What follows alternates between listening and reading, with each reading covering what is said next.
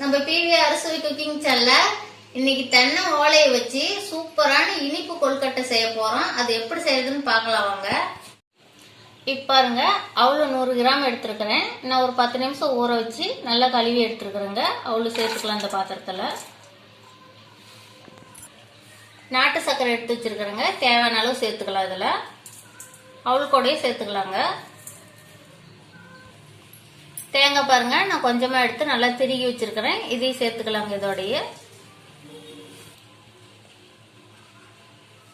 ஏலக்காய் பாருங்க, பொடி செய்து வச்சிருக்கிறேன். ஒரு 3 ஏலக்காய் எடுத்து இதையும் சேர்த்துக்கலாங்க. இது கூட இப்ப இது எல்லாத்தையும் சேர்த்து நல்லா கலந்து விட்டுக்கலாங்க. இந்த மாதிரி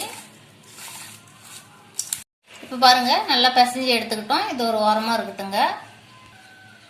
இப்ப பாருங்க, நான் இன்னொரு பாத்திரத்துல அரிசி மாவு தேவையான அளவு எடுத்து வச்சிருக்கிறேங்க.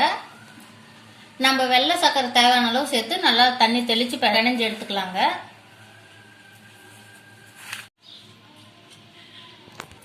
இப்ப அரிசி மாவுல சக்கரை சேர்த்தாச்சுங்க. நம்ம தண்ணி நல்லா தெளிச்சு பிணைஞ்சு எடுத்துக்கலாங்க.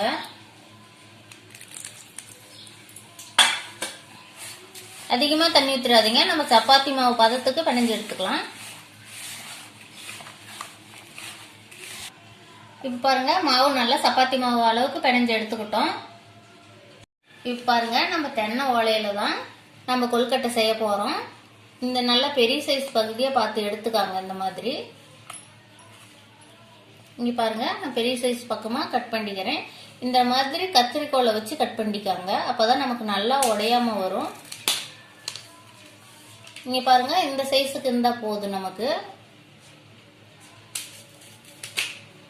இங்க பாருங்க, இந்த சைஸ் இருந்தா போதுங்க. இதே மாதிரி கட் பண்ணி எடுத்துக்கலாம். இப்ப பாருங்க, தென்னை ஓலையெல்லாம் கட் பண்ணி எடுத்துக்கிட்டோம். நல்லா சுத்தமா இந்த மாதிரி கழுவி எடுத்துக்கலாங்க. இந்த மாதிரி நல்லா விரிச்சு விட்டு நல்லா கழுவிக்கலாங்க. பூச்சி கூடலாம் இருக்கும், அதனால நல்லா கழுவி எடுத்துக்கலாம் சுத்தமா. பாருங்க, இப்ப பாருங்க, தென்னை ஓலையை சுத்தமா கழுவி எடுத்துக்கிட்டோம். இப்ப நம்ம தென்னை ஓலையை எடுத்துங்க இந்த மாதிரி விரிச்சுக்கலாம். நம்ம மாவு கொஞ்சமா எடுத்து இதுல முழுசும் இப்படி வச்சுக்கலாங்க.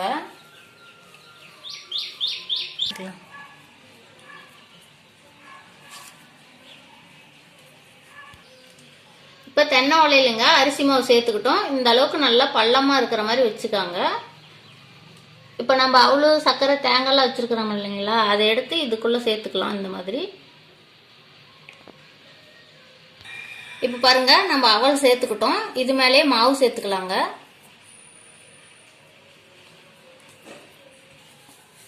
இங்க பாருங்க, அவளுக்கு மேலேயும் மாவு இந்த மாதிரி சேர்த்துக்கிட்டோம்.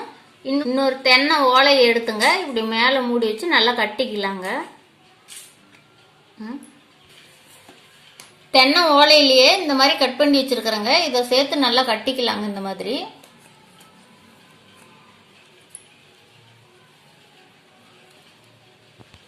இப்ப பாருங்க, நல்லா கட்டிக்கிட்டோம். இந்த மாதிரியே எல்லாத்தையும் கட்டி எடுத்துக்கலாங்க. இங்க பாருங்க, நல்லா கேப் இல்லாம நல்லா கட்டி இருக்கிறோம். நம்ம இட்லி சட்டியில் வச்சுதான் வேக வைக்க போறோம். தேவையான அளவு தண்ணி சேர்த்துக்கிட்டோங்க. நம்ம இட்லி தட்டை வச்சுக்கலாங்க. இந்த மாதிரி இப்ப பாருங்க, செய்து வச்சிருக்கிற கொழுக்கட்டையில இதுல சேர்த்துக்கலாங்க.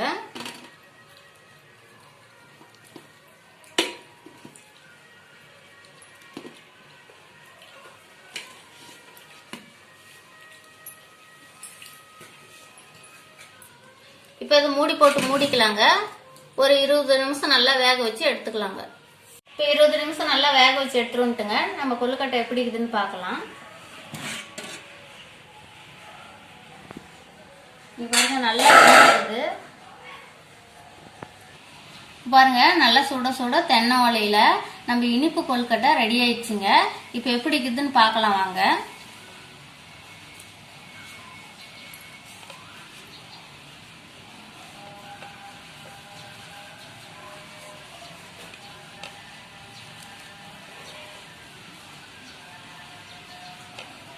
இங்க பாருங்க, எவ்வளவு சூப்பரா நம்ம கொழுக்கட்டை ரெடியா இருக்குதுன்னு.